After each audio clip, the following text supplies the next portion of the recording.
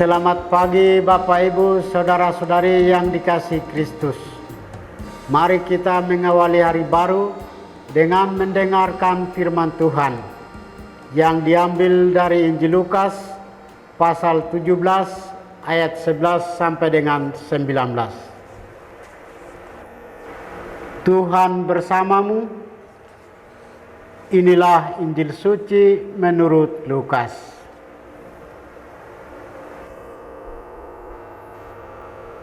Dalam perjalanannya ke Yerusalem, Yesus menyusur perkotaan Samaria dan Galilea. Ketika ia memasuki suatu desa, datanglah 10 orang kusta menemui dia.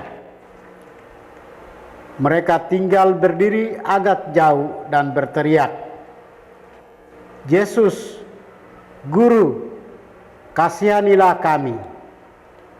Yesus lalu memandang mereka dan berkata, "Pergilah, perlihatkanlah dirimu kepada imam."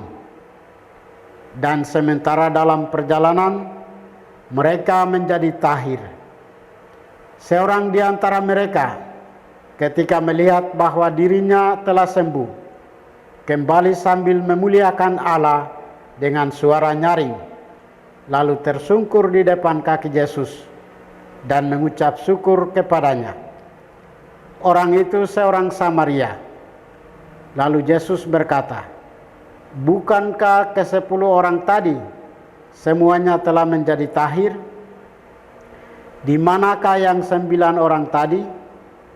Tidak adakah di antara mereka yang kembali untuk memuliakan Allah selain orang asing ini?" Lalu ia berkata kepada orang itu, "Berdirilah dan pergilah. Imanmu telah menyelamatkan dikau." Demikianlah sabda Tuhan.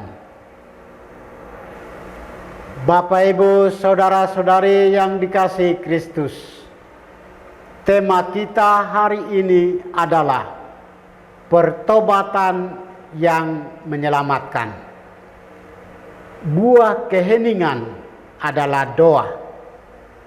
Buah doa adalah iman. Buah iman adalah cinta. Buah cinta adalah pelayanan. Buah pelayanan adalah damai. Kita diselamatkan oleh kasih karunia Allah, bukan karena perbuatan baik kita. Maka kita pun menerima hidup kekal sesuai dengan harapan kita.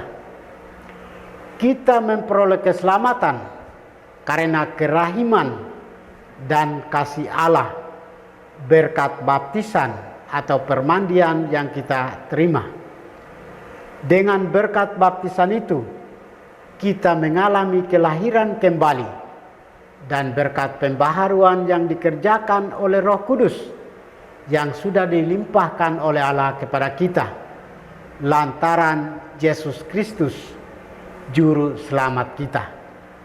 Dengan demikian, kita sebagai orang yang dibenarkan oleh kasih karunia-Nya berhak menerima hidup yang kekal sesuai dengan pengharapan kita.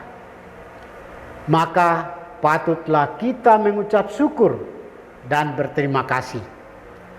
Memang kita menyadari bahwa mengucap syukur dan terima kasih terkadang bukan sesuatu yang mudah.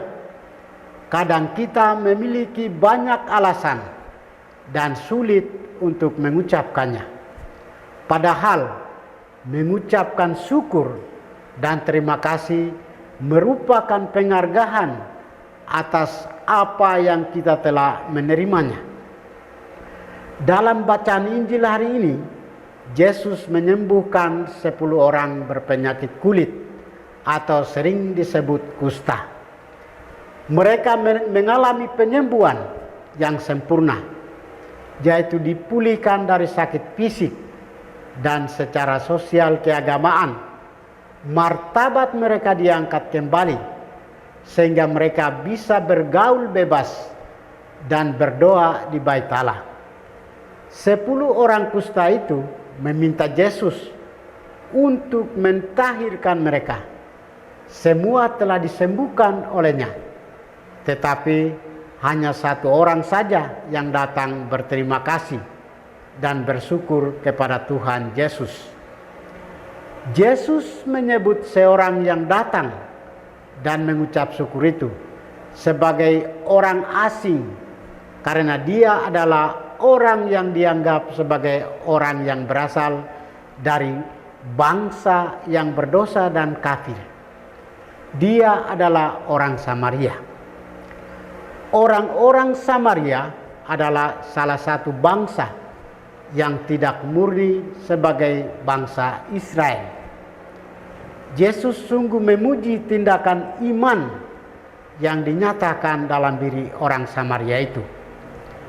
Berdirilah dan pergilah, imanmu telah menyelamatkan engkau.